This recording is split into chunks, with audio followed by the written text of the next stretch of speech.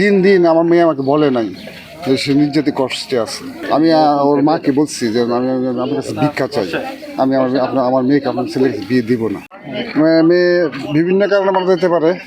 আমরা একটা অপমৃত্যু মানে ডায়রিয়া করছি থানায়, ওই কোন থানা জানি তানভীর, ওই পল্লবী থানা ডিওসিসি তো থাকে, জিডি করছি, জিডি মানে কেস মামলাই হয়েছি। ছেলে বাড়ি আসছে এখন, ওই যে কই জানি নেপাল গেছে শুটিং করতে না কি করতে জানি না। এটা পারিবারিক দ্বন্দ্ব ছিল, মানে আমার মেয়েকে অবহেলা করছে। সবচেয়ে বড় আরেকটা নিউজ হচ্ছে যে যদি সে এটার সাথে জড়িত না থাকতো তাহলে ওয়াইফ আত্মহত্যা করলে একটা হাজব্যান্ড অবশ্যই সে দেশে ফিরতো, আর আধা ঘন্টা লাগে নেপাল থেকে আসতে। সে নেপাল থেকে সে আসতেছে না, এর মানে কি? তার মানে এইটা পুরোপুরি তার ইন্ধন, এবং এইটার সাথে সে মানে সে এবং তার পরিবার জড়িত, সেটাই।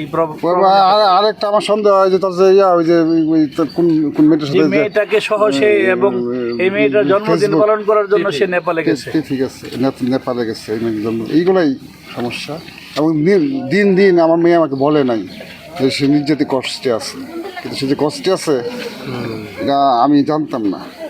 কিন্তু আমি মানে প্রথম যখন আমি সেখানে যাই, আমি ওর মাকে বলছি যে আমি আপনার কাছে ভিক্ষা চাই, আমি আমার মেয়েকে আপনার ছেলেকে বিয়ে দিব না।